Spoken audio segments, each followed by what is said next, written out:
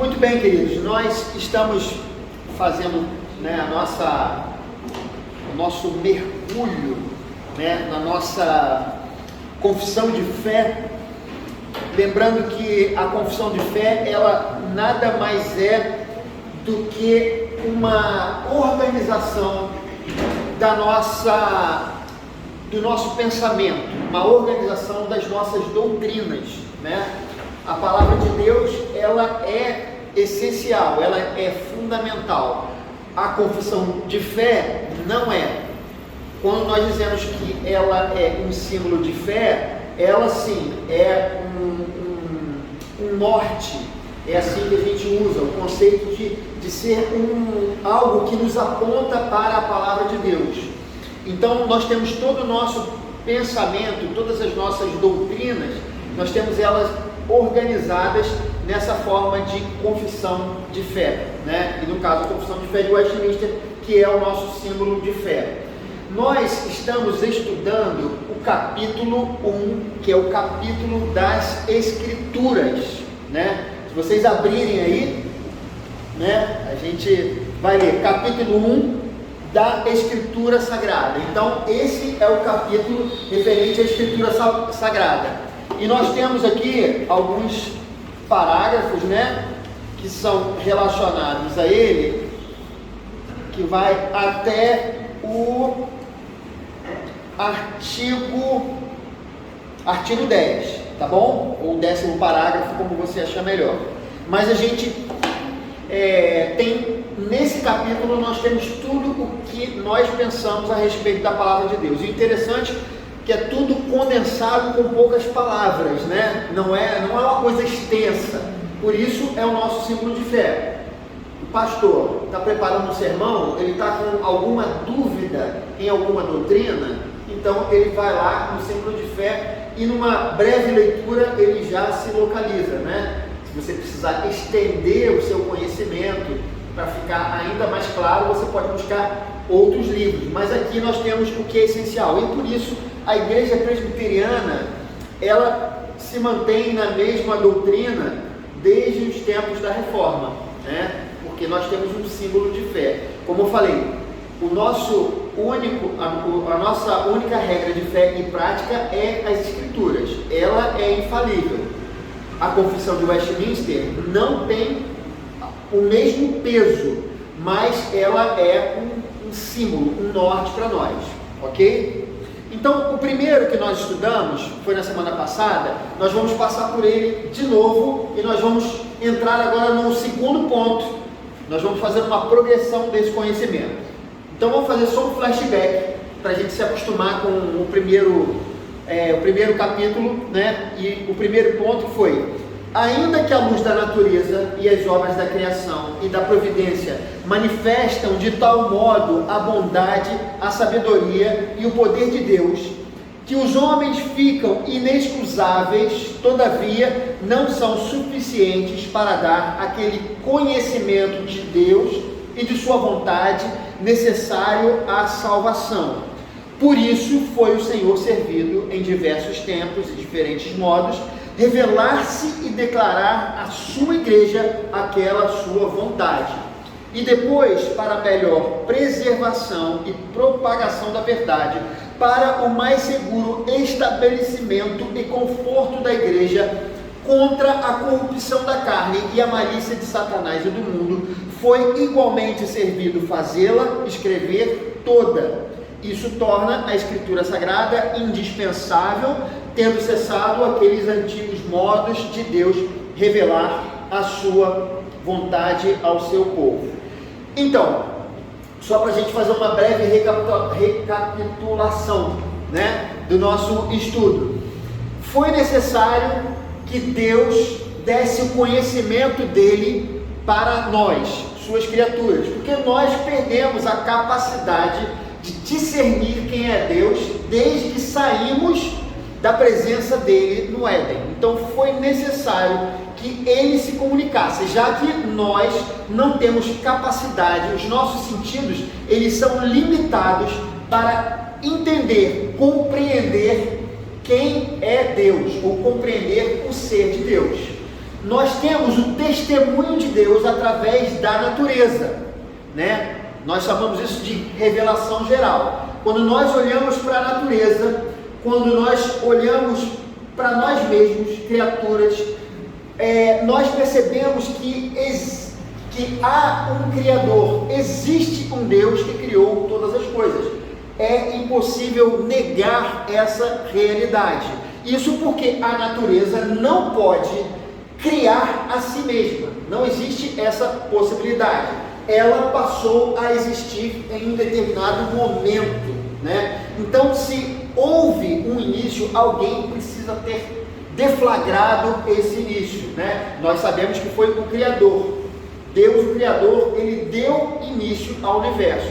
E através das maravilhas que nós vemos nesse mundo, nós percebemos a existência de Deus. Mas isso não era o suficiente, porque a natureza, ela não fala sobre a nossa necessidade de salvação. Não fala sobre, por exemplo, que o Deus que criou todas as coisas é um Deus santo. Não fala que nós fomos criados para nos relacionar com Ele eternamente e que nós nos afastamos dele por conta da nossa vontade, né, do nosso coração.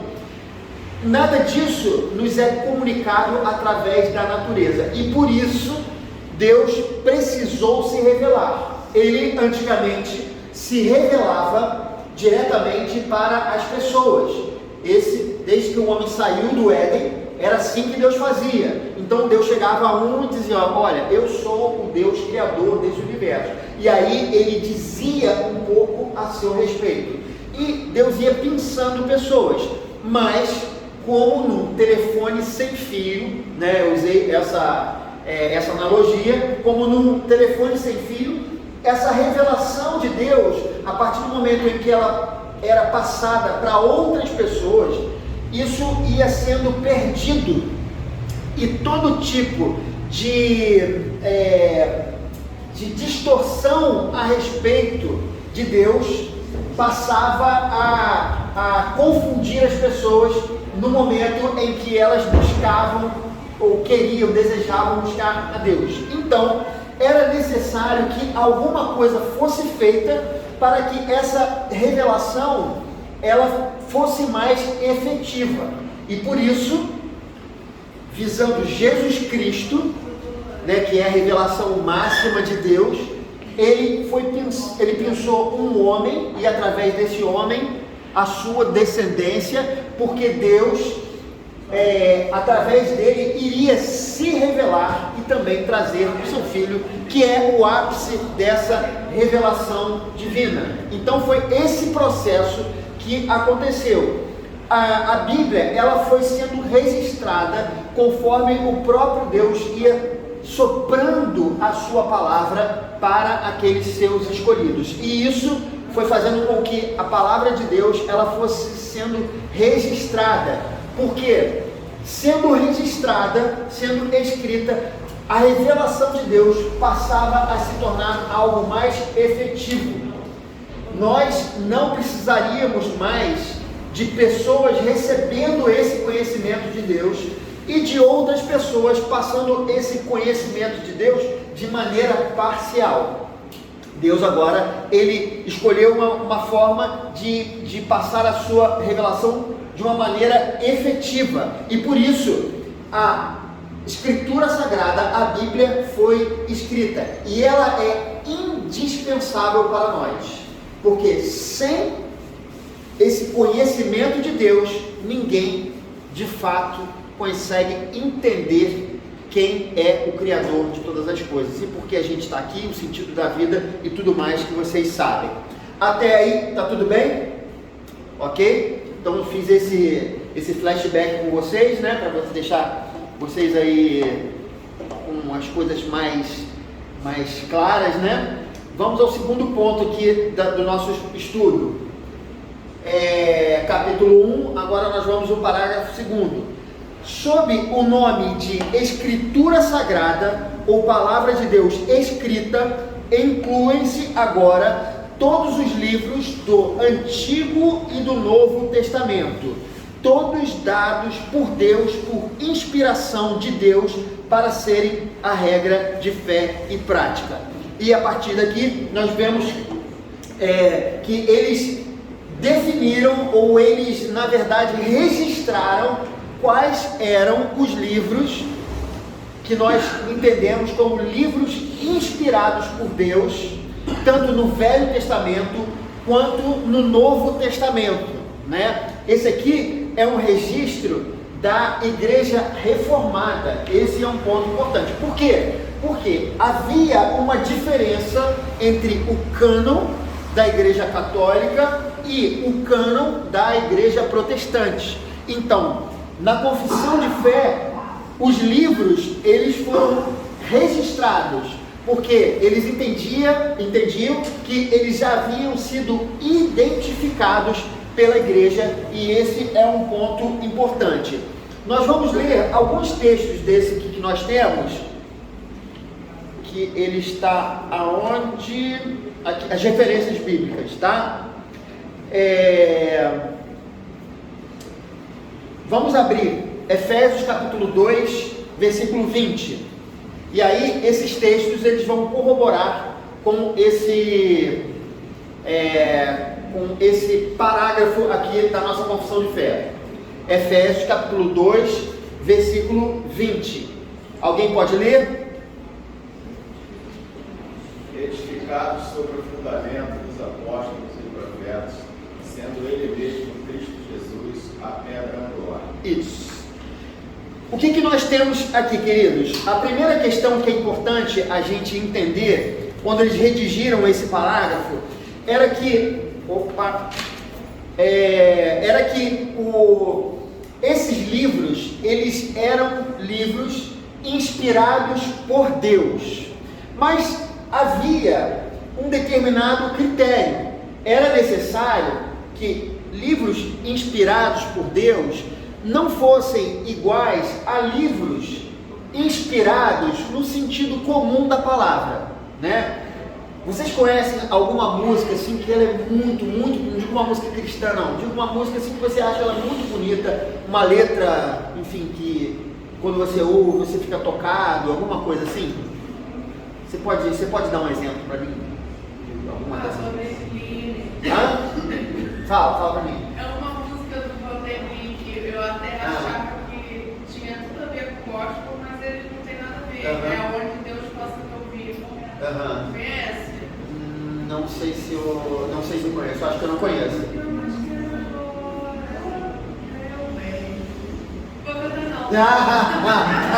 Está começando a se emocionar aqui. Então, alguém tem mais algum exemplo além dessa? Eu gosto daquela que diz que eu ando devagar, porque já tive pressa, ele sabe, né? Eu não sei o nome agora. Muito bonito. Alguma outra? O mundo é ruim. Eu gosto muito de Let It Be, dos Beatles. Eu acho a letra muito boa. Você ouve a música, se sente assim, sabe? Poxa, que legal, né? Que música boa, né? Eu acho a letra uma letra motivacional. E o que acontece? Por que eu estou dizendo tudo isso? Porque eu entendo, queridos, e biblicamente isso sim é uma coisa que a gente pode, o próprio Calvino ele fala sobre isso, essas coisas são inspiração divina. Deus inspira muitas dessas coisas, dessas artes, através das pessoas. Tem algumas pessoas que a gente vê que de fato, como que a pessoa pensou em determinada letra? Às vezes é uma coisa tão, sabe, tão bonita, uma ideia. O Gilberto Gil, por exemplo, tem umas letras às vezes que eu acho assim, muito inteligentes e tal. Isso, ou a gente às vezes vê um quadro, né, e a gente se sente ali inspirado pelo quadro. O quadro é lindo. Eu gosto muito dos quadros de Rembrandt, por exemplo. É o que eu mais gosto, né, porque eu não sou um conhecedor de pintura, e para mim o Rembrandt é uma dos pintores que mais fala comigo, exatamente porque eu não sou aquela pessoa do conhecimento dos traços, né? Juliana, ela conhece bem essas coisas de sombras e luzes e tal. Eu concordo contigo com a Rembrandt, né?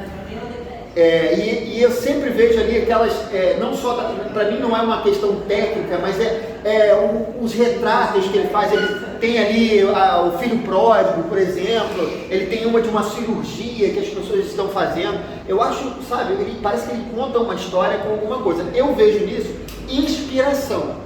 Mas quando nós falamos sobre inspiração dos livros bíblicos, nós não estamos falando do mesmo tipo de inspiração. Não é inspiração no sentido poético. Não é que a Bíblia, ainda que você tenha trechos que são sim poeticamente muito ricos, mas há uma inspiração que está para além desse entendimento usual de inspiração.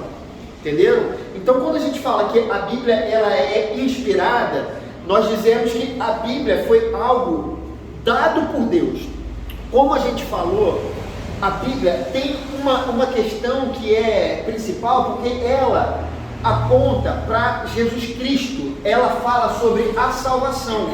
E nós dissemos aqui anteriormente que não seria possível o homem ele conhecer ou ele ter o conhecimento de Deus por conta de si mesmo. Leva ela para a classe dela, pode ir. A pessoa não teria conhecimento de Deus por si só. Ela não teria esse entendimento. Então, Deus ele precisou se comunicar ao homem. E para que isso fosse registrado, isso não poderia ser, queridos, uma inspiração nesse sentido geral, onde todos, às vezes, ou qualquer pessoa pode ter algum tipo de inspiração. Eu falei em questões poéticas e tal, mas existe, às vezes, em matemática, às vezes algumas pessoas têm uma inspiração, né, para criar ali, para descobrir um código, alguma coisa, né? Isso são coisas, dons que Deus deu à humanidade, e a gente vai de inspiração em inspiração.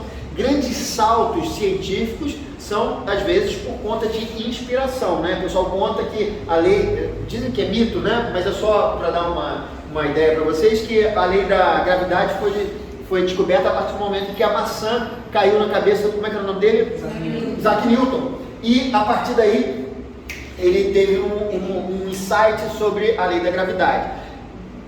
Talvez não seja isso a história, talvez isso seja a lenda, mas eu estou contando a vocês que, de fato, nós vivemos de inspiração em inspiração. Mas, quando nós falamos sobre inspiração bíblica, isso não é algo corriqueiro, não se compara a um brilhante compositor como Beethoven, como Bach, que escreveram coisas inspiradas, né, por Deus, mas no sentido corriqueiro, eram gênios. Mas a Bíblia não está no patamar da genialidade. A Bíblia foi inspirada por Deus para registrar uma realidade espiritual, algo que o ser humano, por si só, pelas suas capacidades, pela sua intuição, não teria condição de compreender. Então, a inspiração, no sentido bíblico, é essa. E a primeira questão que ela fala, ele diz o que o nosso texto diz, sobre o nome de Escritura Sagrada, ou Palavra de Deus escrita, incluem-se agora todos os livros do Antigo e do Novo Testamento. Então, ele está, nesse momento, pontuando algo importante. Tanto os livros do Antigo e do Novo Testamento, eles fazem parte dessa inspiração divina, algo que Deus nos contou, algo que nós precisávamos saber. Então Deus inspirou essas pessoas, né? E o texto que nós lemos, ele diz, edificado sobre o fundamento dos apóstolos. Apóstolo é referente ao que, queridos? Qual dos dois testamentos? Quem nos contou, quem nos descortinou as verdades espirituais em Cristo foram quem? Os apóstolos, correto? Jesus Cristo se revelou e depois Deus inspirou esses homens para nos... O apóstolo Paulo é um deles, né? Ele escreve coisas maravilhosas a respeito de Jesus Cristo, coisas que ele entendeu e coisas que o Espírito Santo revelou a ele, né? Então, o texto diz: edificados sobre o fundamento dos apóstolos e profetas, quem Deus havia escolhido no passado para trazer a mensagem dele, uma mensagem que era baseada na sua lei dada a Moisés. Quem eram essas pessoas? Quem? Os profetas, entenderam? Então, o texto bíblico está falando edificados sobre o fundamento dos apóstolos e profetas, sendo ele mesmo, Cristo Jesus, a pedra angular. Então, vamos voltar lá atrás, e isso é importante vocês entenderem. Nós falamos que Deus se revelou, e o objetivo de Deus ao se revelar era trazer a salvação ao homem, o homem que foi criado para andar com Deus, mas ele se separou de Deus, e ele não teria condição de, por si só, retornar para a presença dele. Então, Jesus Cristo foi aquele que... Jesus Cristo foi o plano de Deus para que nós pudéssemos retornar a esse lugar que Deus estava nos chamando novamente. Então, Jesus Cristo é a pedra angular dessa revelação, porque Deus não estava apenas querendo se mostrar. Deus não era uma espécie como é esse pessoal que anda na moda, né? Fica mostrando roupa, como é que é o nome disso? Anda na passarela. Deus não era uma espécie de modelo, dizendo o seguinte: olha como eu sou bonito, olha como eu sou legal e tal. Não, na verdade, o objetivo da revelação era a nossa salvação. Jesus Cristo é o meio pelo qual nós seremos salvos. Então, quando Deus se revela, na verdade, o objetivo de Deus era fazer o caminho, fazer com que o homem voltasse para esse caminho que ele havia se separado, que era a presença de Deus. E Jesus Cristo era o objetivo. Por isso, Jesus é a pedra angular, ele é a pedra principal, né? Eu me lembro que quando eu era criança na primeira igreja presbiteriana de Niterói, o templo novo, aquele templo foi construído, e eu me lembro do dia que uma Bíblia foi colocada na sapata, né, lá no...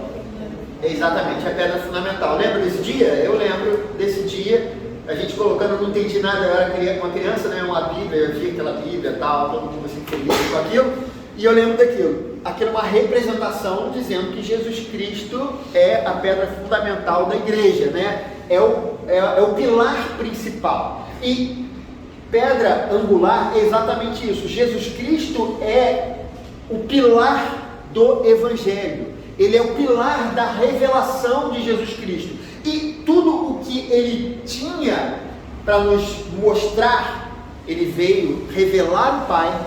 Tudo o que ele tinha para mostrar foi revelado através dos profetas no passado e através dos apóstolos no Novo Testamento. Nada além disso nos interessa. Em que sentido? Deus não veio, ele não está interessado em dizer se ele é rosa, verde ou cor de abóbora. Não interessa a cor de Deus. Se é que Deus tem cor, Deus não tem cor, né? Deus é espírito. Mas não interessa. Não interessa, por exemplo, a gente entender como que Caim, depois de ter saído ali, se afastado da sua família, ele se casou com outras pessoas. Isso não importa, não interessa. Não interessa, não importa, por exemplo, se a Bíblia e a ciência estão, na verdade, concordando com as mesmas coisas, porque os assuntos são completamente diferentes. A Bíblia não veio satisfazer a curiosidade dos homens, ela veio nos mostrar Jesus Cristo, o caminho da salvação, e profetas e apóstolos, é uma definição do ponto onde Deus veio se revelar. Isso significa que Se o pastor Silas um dia chegar para vocês e ele disser assim: queridos, Deus me falou, eu vi, na verdade os anjos eles não têm 2 asas, os anjos eles têm 3 asas, entendeu? Queridos, se anjo tem 2 asas ou 3 asas, honestamente isso não importa, né? Não tem a mínima importância, porque a Bíblia ela não vem definir a quantidade de asas que um anjo tem, porque esse não é o ponto principal. Tem um texto que fala sobre, acho que tem 4 asas, né, se eu não me engano, um desses textos de 6, exatamente. Isso, aí você fala, não, mas tem 4, tem 2, tem quantas? Não importa, entendeu? Porque isso não faz diferença para a nossa salvação. Então, os reformadores diziam, naquilo que a Bíblia se cala, eu também me calo, entendeu? Porque o que Deus veio fazer foi revelar o seu próprio Filho. Então isso é o ponto principal, e Jesus é tudo o que a gente precisa falar. Então o Antigo Testamento ele olhava para frente, ele apontava para Jesus, e depois que Jesus veio, o Novo Testamento ele olha para trás e mostra Jesus também, entendeu? Então é basicamente isso: profetas e apóstolos. Jesus é a pedra angular, ele é aquilo que deve ser comunicado a nós criaturas. Vamos continuar no texto, o texto de Apocalipse 22, 18 e 19. Quem pode ler para a gente?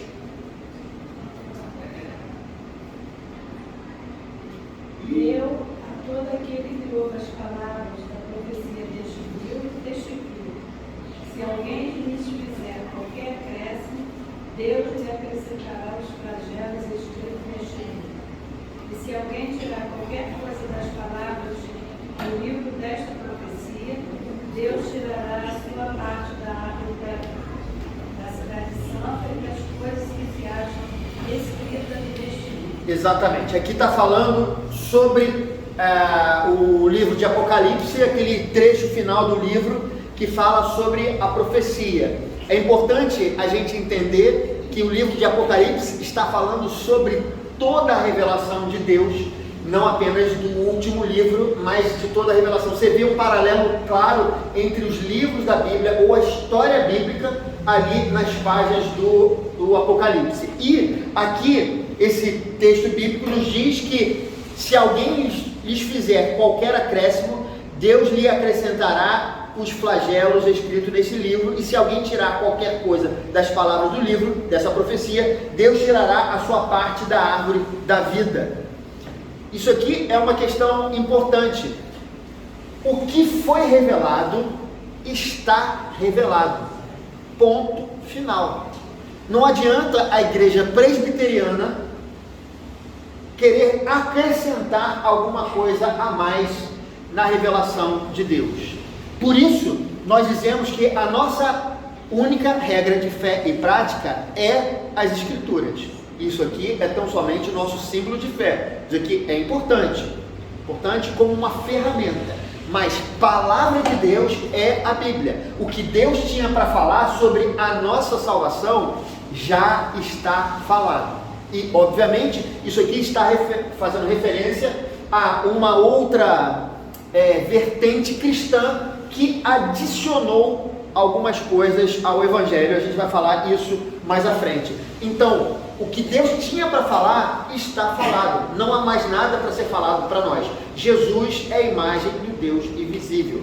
Ele é a revelação de Deus. Ele veio nos dizer quem Deus era, quem nós somos, né? Para onde nós vamos. E é isso. Não há mais nada a ser revelado. Vamos a 2 Timóteo 3,16.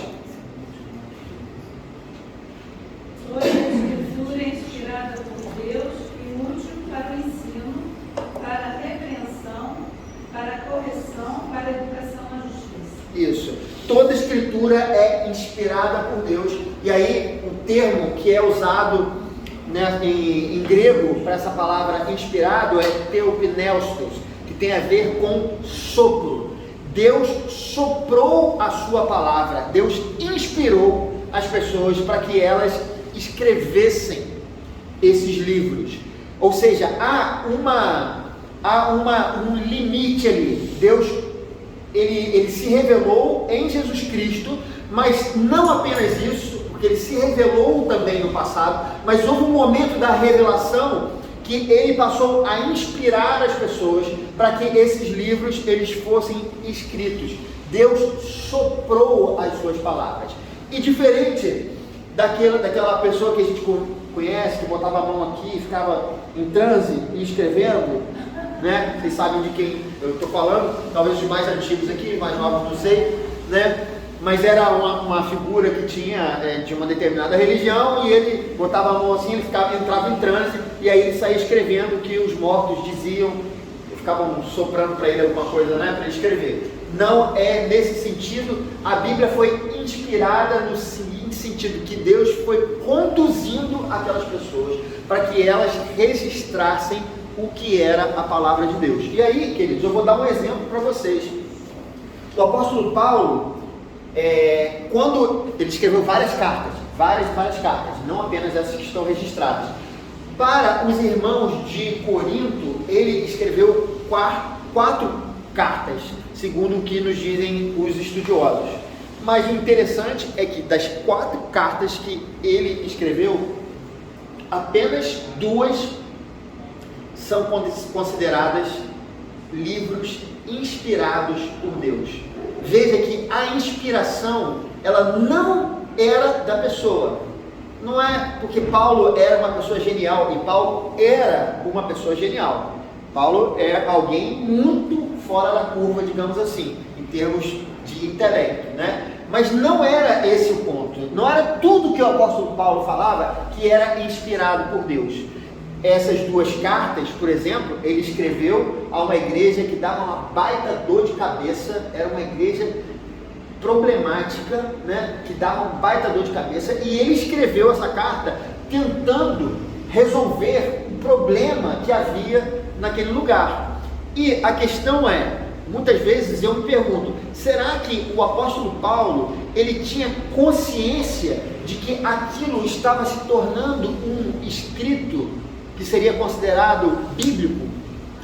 Queridos, eu tenho a impressão, a Bíblia não é categórica, e isso é apenas uma reflexão minha, né? Para mim, ele estava escrevendo, tentando resolver o problema, só que Deus também estava usando aquela situação e estava inspirando o apóstolo a resolver o problema daquela igreja. E eu digo o seguinte, eu dou graças a Deus por aqueles irmãos encrenqueiros, porque essa carta, em termos de ministério pastoral, foi a carta que mais me inspirou, digamos assim, a carta que mais me deu entendimento sobre o que era o ministério pastoral. Eu sei que muitas outras pessoas, não só eu, mas vocês também, em muitas leituras de Coríntios e outras coisas, outras cartas e outros textos bíblicos, já foram abençoados também. Ou seja, existiam desafios, Paulo, profetas e outros tal, e Deus ia conduzindo aquelas pessoas para que eles fossem registrando. Não é que nenhum deles soubesse, ou que todos sabiam, eu simplesmente não tenho resposta sobre isso, mas a questão é que alguns dos livros da Bíblia, eles parecem ser uma resposta a uma determinada dificuldade que eles estavam vivendo. O livro de Jó, por exemplo, a história de Jó tem uma história pessoal ali. Difícil imaginar que o autor do livro de Jó, seja o próprio Jó ou outra pessoa, que ele tenha tido ali naquele momento uma certeza de que aquilo se tornaria parte de um corpo, de uma literatura sagrada, entendeu? Deus não apenas inspirou, ou Deus não apenas se revelou, mas Deus também inspirou aquelas pessoas para que aquilo fosse registrado. Então, revelação e inspiração, tudo conduzido por Deus. Antigo Testamento, né? Então você pega ali dos profetas e vai até os apóstolos. Ali é exatamente o ponto que nós temos como referência da palavra de Deus, porque Jesus é a pedra angular. O que vai além de Jesus não interessa. O mundo espiritual, queridos, é cheio de mistérios. Essa é a grande verdade. Mas nós não precisamos conhecer todos os mistérios para a nossa salvação. O que a gente precisa conhecer é que Deus enviou o seu Filho para o perdão dos nossos pecados, e nele, através da fé, nós alcançamos a salvação, e com isso nós temos uma aliança com Deus, e Deus não apenas vai nos proteger nessa vida, mas também vai nos proteger pela eternidade. Essa é a realidade que nós temos nas Escrituras Sagradas. Isso foi o que Deus veio nos revelar. Além disso, Deus não fala muita coisa, porque não é necessário que nós saibamos, ok? Tudo bem? Semana que vem tem mais coisa, eu preciso falar mais algumas coisas, mas não cabem, né, na mesma aula, mas é sempre por causa disso que a gente tem os nossos encontros dominicais, né? Porque não dá para falar tudo ao mesmo tempo, tá bom? Deus abençoe vocês, nós nos encontramos lá em cima no culto público.